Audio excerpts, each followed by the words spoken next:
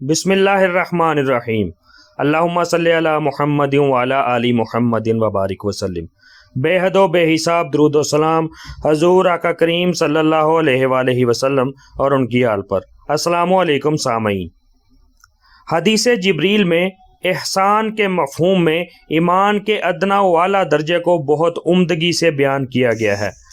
جب جبریل علیہ السلام نے عرض کیا کہ احسان کیا ہے تو حضور نبی کریم صلی اللہ علیہ وآلہ وسلم نے فرمایا، ایمان کا اعلیٰ درجہ یعنی احسان یہ ہے کہ تم اللہ کی عبادت و بندگی اس طرح کرو گویا تم اسے دیکھ رہے ہو، اور ایمان کا ادنا درجہ یہ ہے کہ اگر تم اس کو نہیں دیکھتے تو یہ یقین رکھو کہ وہ تمہیں دیکھ رہا ہے۔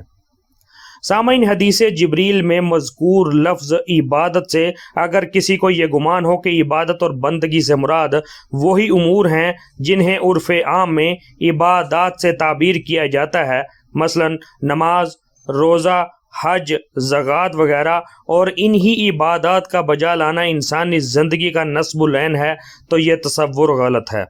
قرآنی تصور عبادت اور اسلامی مفہوم بر اس قدر وسیع ہے کہ یہ انسان کی فکری اور عملی زندگی کے تمام گوشوں کو محیط ہے۔ سامعین، اسلام کا پیش کردہ تصور بندگی انسانی زندگی کو ہماری ویڈیو میں آگے بیان کیے گئے خصائص کا جامع دیکھنا چاہتا ہے۔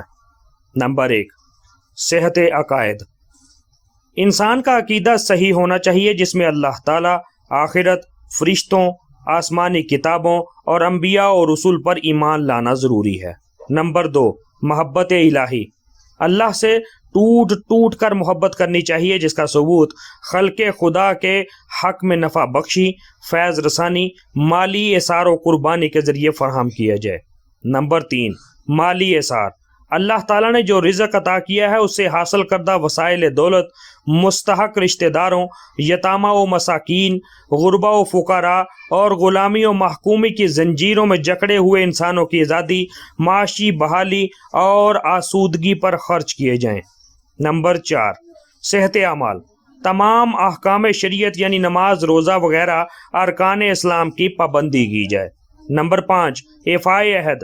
ضروری ہے کہ انسان جو عہد اور فیصلہ کرے عزم و ہمت کے ساتھ اس پر ثابت قدم رہے۔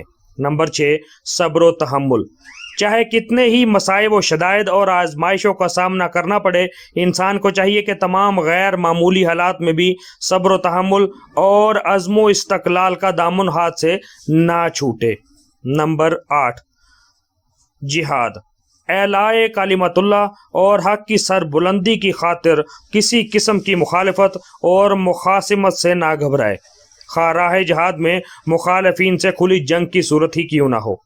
سامعین، پیچھے بیان کیے گئے خصائص اجزائے دین کی حیثیت رکھتے ہیں اور ان تمام اجزاء کا مجموعہ نیکی اور اصل عبادت ہے۔ گویا اصل عبادت اور بندگی ایک اکائی کا نام ہے اور زندگی کے جملہ معاملات مذہبی ہوں یا دنیوی اس کل کے مختلف اجزاء ہیں۔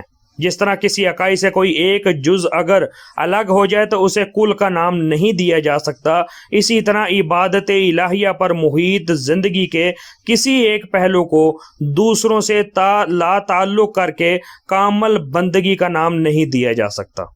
لہٰذا ایمان کا اعلیٰ درجہ یہ ہے کہ انسان پوری زندگی اس طرح بسر کر کے وہ اللہ کو دیکھ رہا ہے، اور ایمان کا ادنا درجہ یہ ہے کہ انسان پوری زندگی اس طرح بسر کرے کہ اللہ اس کو دیکھ رہا ہے۔ سامعین، ایمان کے اعلیٰ اور ادنا مدارج کو حضور آقا کریم صلی اللہ علیہ وآلہ وسلم کی یہ حدیث بہت اچھی طرح واضح کرتی ہے، جس میں حضور آقا کریم صلی اللہ علیہ وآلہ وسلم نے فرمایا، تم میں سے جو شخص خلاف شریعت کام دیکھے تو اپنے ہاتھوں سے اس کی اصلاح کرے، اگر وہ اس کی استطاعت نہ رکھتا ہو تو زبان سے اس کا رد کرے، اور اس کی بھی استطاعت نہ رکھتا ہو تو دل سے اسے برا جانے، اور یہ ایمان کا کمزور ترین درجہ ہے۔